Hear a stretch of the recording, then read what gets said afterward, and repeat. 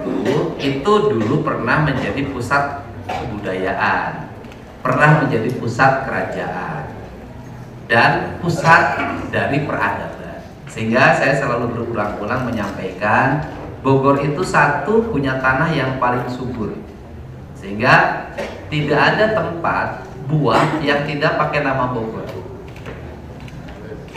Tales, dulu manggis terkenal manggis, kemudian juga yang terkenal lagi rambutan.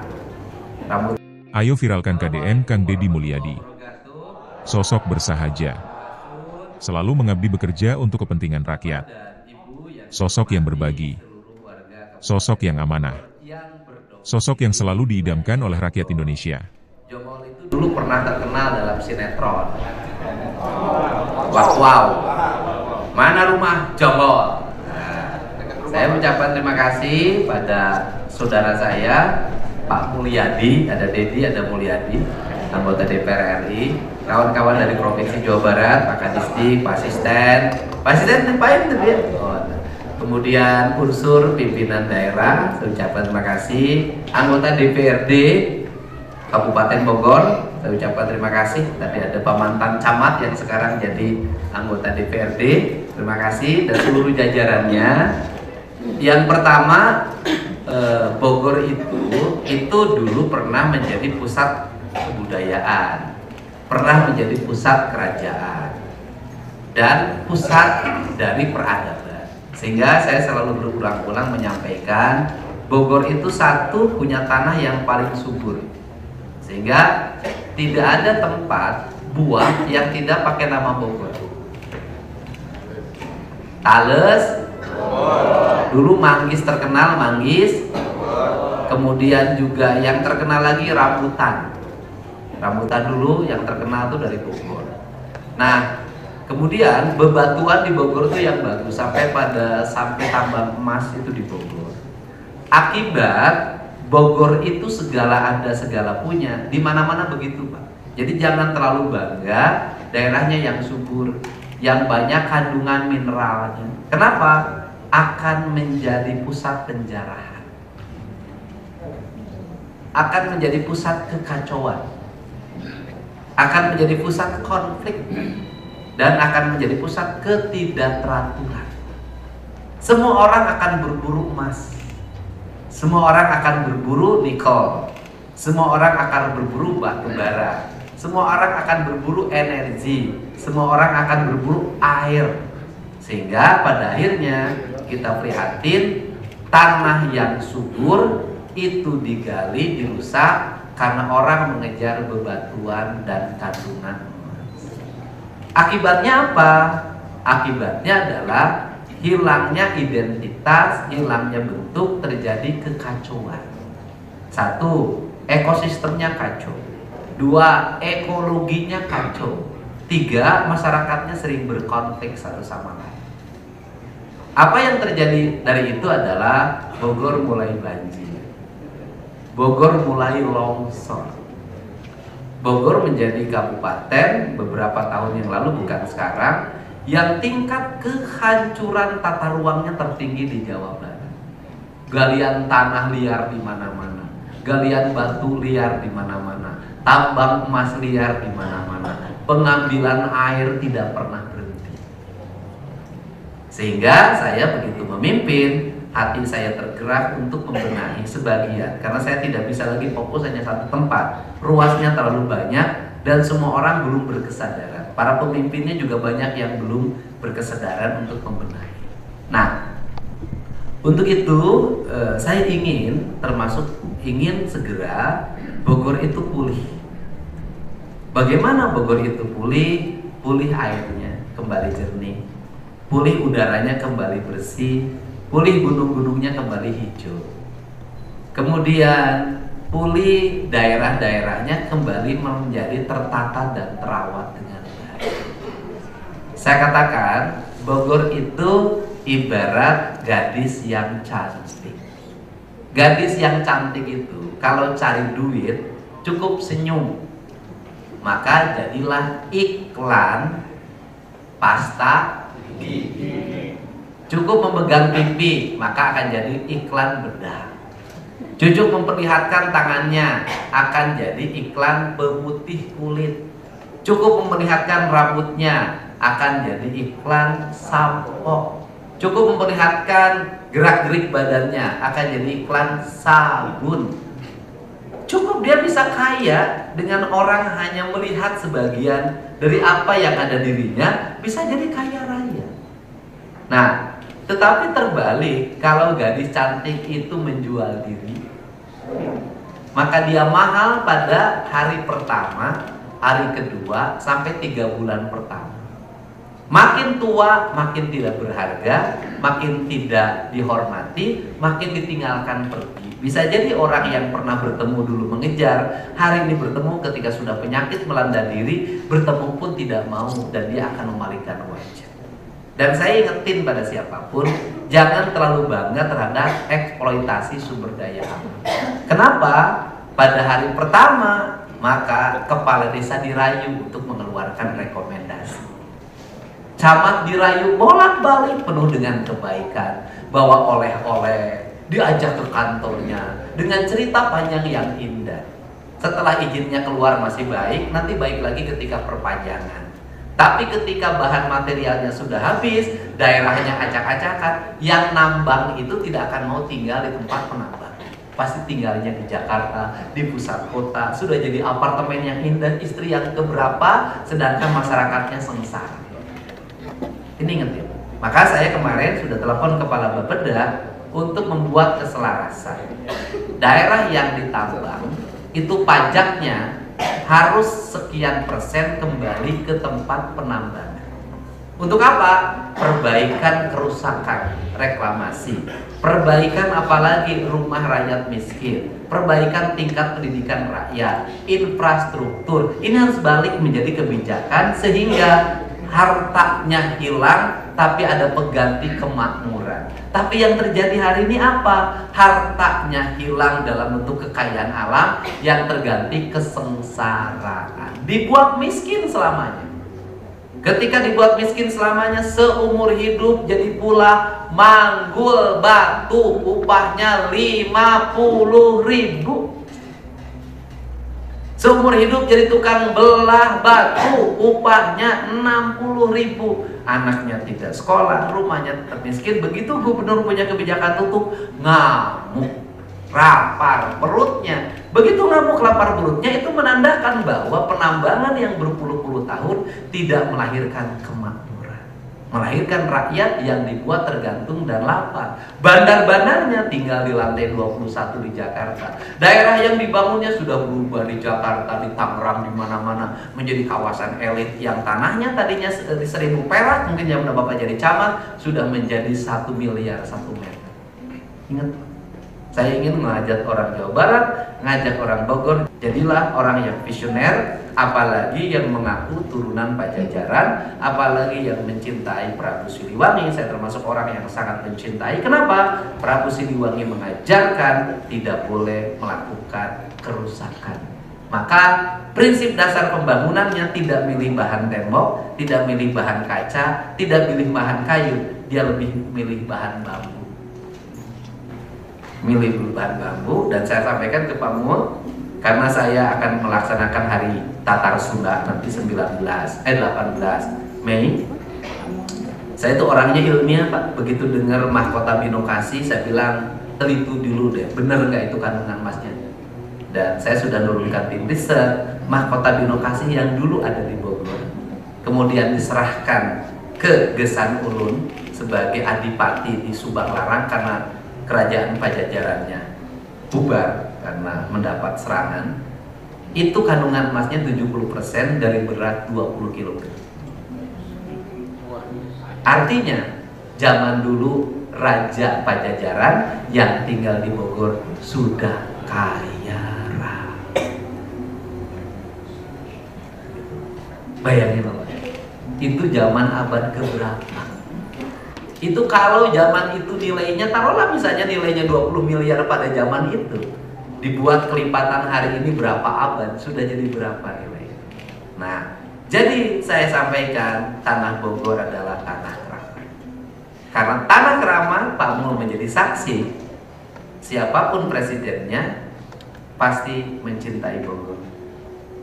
Satu hal, siapapun pemimpin tidak boleh merusak Bogor. Jadi karena itu saya termasuk orang begitu masuk ke sini langsung saya marah. Kenapa saya marah? Saya marahin kepala UPTD. Dari gerbang tol Narogong saya bilang kok kotor. Kenapa tidak dibersihkan? Setelah itu saya lihat kok jalannya masih jadi Pak, ada 65 miliar Pak. Ya sudah. Jadi saya nanti insya Allah lah, dalam tahun ini mudah-mudahan terwujud, kalau nggak tahun depan nanti akan terkoneksi jalan yang baik, tertata, jalannya halus, ada drainasenya, ada trotoarnya, ada PJU-nya, ada CCTV-nya, ada kursi-kursi dan halte-haltenya yang terkoneksi dari Cibarusah sampai Bogor, kemudian dari Narogong sampai nanti Mekarsari sampai ke Cianjur. Berikutnya nanti akan terkoneksi juga dari Jonggol sampai ke Kerawang, sampai ke Purwakarta, sampai ke Bogor lagi karena wilayahnya Tanjung Sari, sampai ke Cianjur, sampai ke Bandung Barat, melingkari Gunung Sanggahua. Dan kemudian nanti akan terkoneksi lagi dari Sentul sampai Cipanas yang disebutnya Puncak 2. Dengan satu catatan, di tata ruangnya tidak boleh ada perumahan di areal jalan yang baru dibangun, tidak boleh ada objek-objek wisata yang dikelola berlebihan di areal yang baru dibangun. Kenapa? Saya membangun koneksi itu untuk memudahkan orang agar tidak depresi macet. Tapi kalau setiap daerah baru, lahir hunian baru, lahir kemacetan baru, ya tidak ada artinya. Tetap orang Bogor stres. Bener nggak? Coba, saya mah jujur aja, gimana orang Bogor gak stres? Masuk ke puncak, macet. Masuk ke daerah Jonggol dan kawasan industri, macet. Yang di sana macet kan piknik, jeung kawin kontrak. Sudah, nggak usah lagi kita nutup-nutupin. Dan saya sudah tahu Pak, kawin kontraknya sudah ada di grup WA itu. Jadi di grup WA di sana itu calon pelanggannya sudah ada, nama, alamat, sudah ada itu. Ada yang kontraknya 1 jam, ada yang 1 hari, ada yang 1 minggu. Bagaimana kawin kontrak ini agar selesai? Kan nggak bisa juga, orang mereka butuh kok. Bagaimana kawin kontrak agar selesai? Anak-anaknya sudah sekolah, terintegrasi dengan industri, lahir kelas menengah baru di sebagian Bogor, sebagian Sukabumi, sebagian Puncak. Biarkanlah calo kawin kontrak jadi pengangguran, seperti calo KTP di Samsat.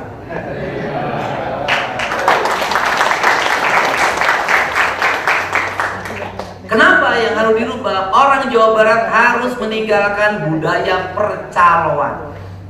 Pak eueuh pagawean, jujurlah, kalimat eueuh pagawean kalimat bohong. Hari ini sekarang tuh sulit cari orang yang mau kerja. Di mana? Nu daek eueuh sia neangan tukang oret gesek. Neangan tukang babat gesek karena hayang gaweuna alus wae kantoran. Saya katakan, makin kesini yang kerja kantoran akan makin kecil. Kenapa? Fungsi kantor sudah makin gak ada. Kenapa? Sudah dirubah fungsinya menjadi fungsi digital. Jadi sekarang tuh pemerintah itu gak butuh lagi kantor besar, kantor bagus, kudu gubernur ke buka gedung sate, saya itu alusna tarangantor. Ya gitu, naik ke kantor kumaha jam genep terus mangkat di kadir. Ngapain saya ngantor di gedung sate? Moal nyango jalan Jonggol nu garinjul. Tidak akan tahu kesemerawutan di pinggir jalan. Tidak akan tahu masalah lampu cicing di gedung sate wae mah. Narima laporan. Siapa? Mantap. Siapa? Cianjur. Mantap. Siapa? Mantap Hulu Siang. Saya kalau percaya sama kepala dinas pendidikan aja aing ditipu saya tahu apa. Saya jujur aja di Purwakarta, di Jawa Barat ini, saya selalu kirim gambar ke dia. Eta bangunan. Tuh, aya TikTok, budak di Bekasi, SMK teh anggeus-anggeus, panjang birokrasi mah. Ngaweana teh. Ini adalah bangunan dibangun zaman Pemda Bekasi. Belum ada penyerahan ke pemerintah provinsi. Diperlukan audit dulu inspektorat. Baru kita buat perencanaan gane. Sudah, kalau saya gini aja, nges, sewa alat berat, rug-rugen, kasih gambar awal. Anda sampaikan saja, ini gambarnya di ala naon, bangunan naik rug-rug. Komar tong borok bangunan awal omong tinggal. Itu cara Pak. Kalau ada yang nanya inspektorat atau siapapun, gubernur mempertanggungjawabkan. Eta batu bata nu dianggap kerugian negara kuain diganti. Panjang, aing mesok liur. Jadi lah birokrasi malah menyen ketikan nih panjang tuh anggus-anggus. Aing mah butuh ketikan. Nah, jadi ya hari ini bukan hanya Jonggol ya sekolah yang selesai. Jadi ada berapa SMK baru? 11 SMK baru. SMK baru.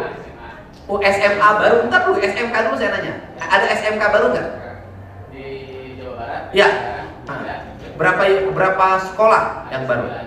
9 sekolah baru. Mana saja? Sebutin. Guru apa Ustaz? 1, SMK mana?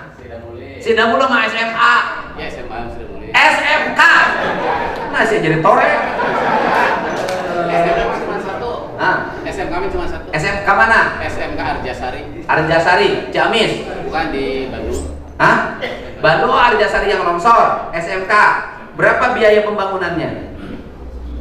6 miliar. 6 miliar. Geus. Berapa kelas? Itu ada 6 kelas. Oke, kada ulah ngarang soal tepok. SMA ada berapa yang baru? Ada 8. Ulah ngarang, tepo catatan. Cuma jadi kepala dinas teh begero wae. 9, bukan? Mau ngarang kain. Sok sebutin. SMA mana aja? SMK. SMA.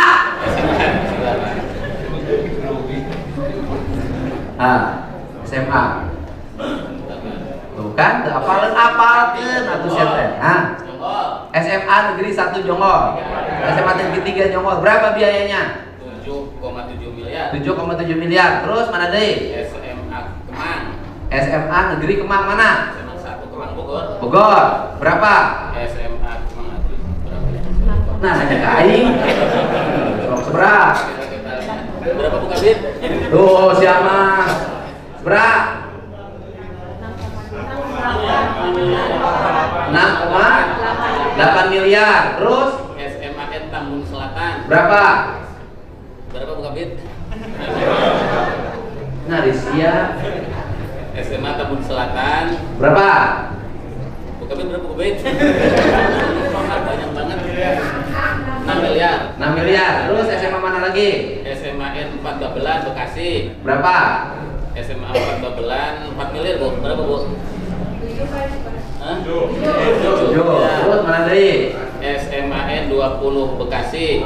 Mana dari? Berapa? SMAN 1 Pondok Salam. SMAN Kutawaringin. Oke. Ya, SMA. Berapa jumlah pembangunan sekolah baru totalnya? Duitnya? Tahun 2025. 2025. 2025 itu 200 miliar. 200 miliar. 2025. Ya. Sekolah baru. Ya. Sekarang ruang kelas baru ada berapa? Ruang kelas baru 2026. 2025. 2025. Pancar 2026.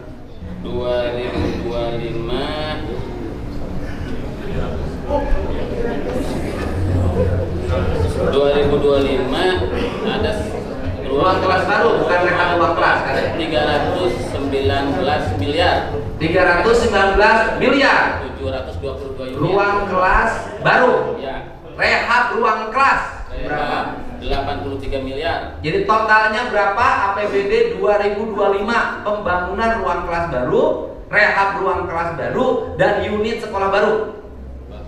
Udah bisa nanti udah ke SMA sih, ada matematika mah.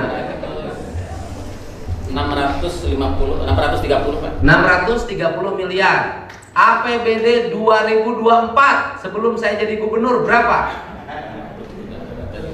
Hah? Nggak ada datanya saya. Hah? Belum ada pembangunan. Berapa? Oh, 30 triliun ngaco dewa. Berapa? Kalau tidak salah tidak ada. Ya, jadi di era sekarang itu terjadi lonjakan pembangunan pendidikan. Jadi yang dibangun bukan jalan saja, yang loncat. Dari mana duitnya? Satu, pajak kendaraan bermotor itu sumber utama. Yang kedua, pajak daerah lainnya. Yang ketiga, apalagi?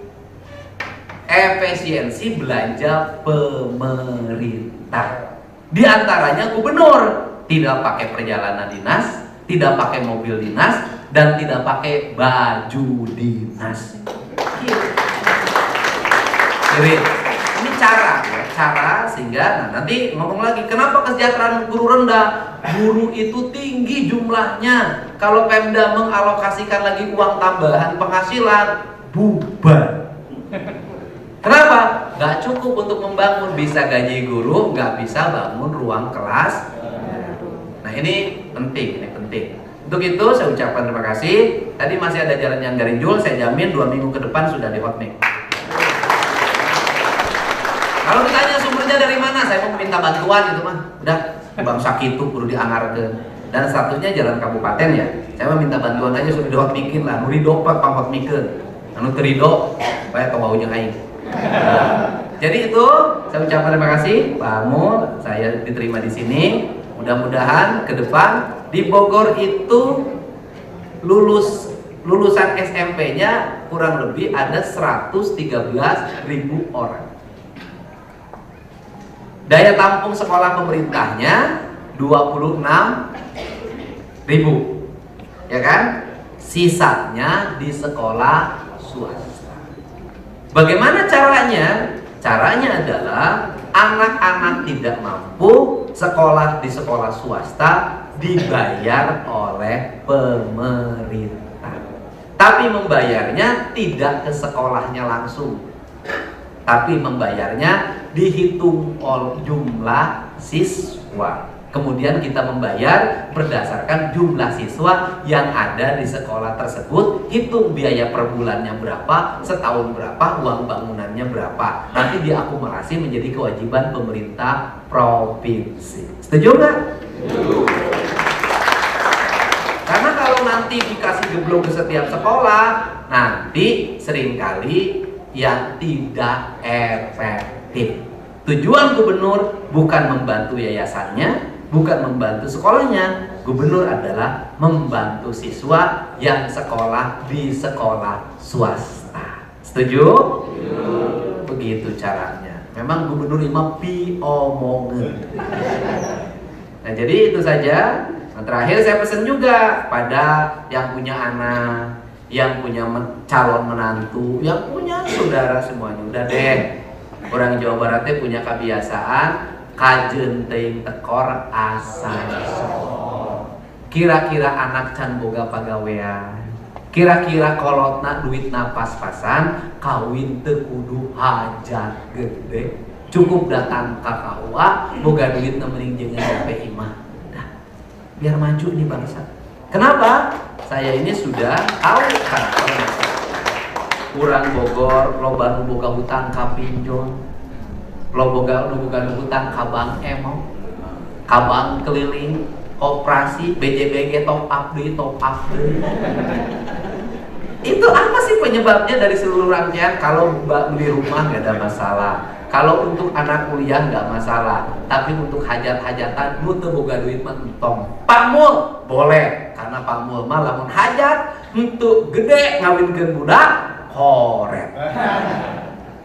Kenapa? Karena uangnya cukup. Kalau yang uangnya cukup harus riya, bener kan? Jadi kalau uangnya cukup, kalau hajat harus karyaan, harus riya, harus dilihat oleh banyak orang. Ondang jelema sina dahar, ondang jelema sina hiburan, ondang jelema duit namuter kadahar ku sarerea. Eta mah kudu nu beunghar mah. Anu teu boga mah tong maksa. Ke ulah tepi kang ngajual imah jengen hajat. Setuju? Nanti akan Pak Camat, nanti saya mau bikin ketentuan. Kalau bikin izin rame-rame Pak Kapolsek, itu nanti yang mengajukan harus isi daftar isian. Yang nikah anak keberapa, umurnya berapa, sudah bekerja apa belum, sudah punya rumah apa belum, kemudian nikahnya, hiburannya apa, jumlah tamu berapa, biayanya berapa, kemudian uangnya didapat dari mana.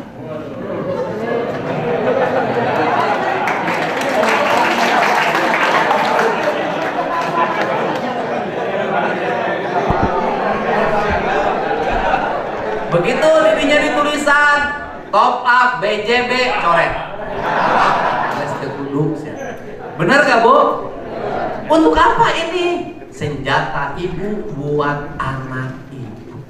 Siapa yang marah ketika nikah pengen rame-rame? Anak. Curi banyak mantep prawedding.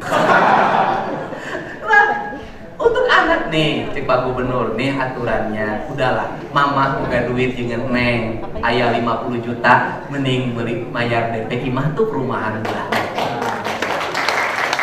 Dan baik neng mas nikah di KUA, baju pangantena dibere pinjaman UA, korsina pinjaman di KUA, tapi neng beres nikah akan langsung balik ke imah sorangan.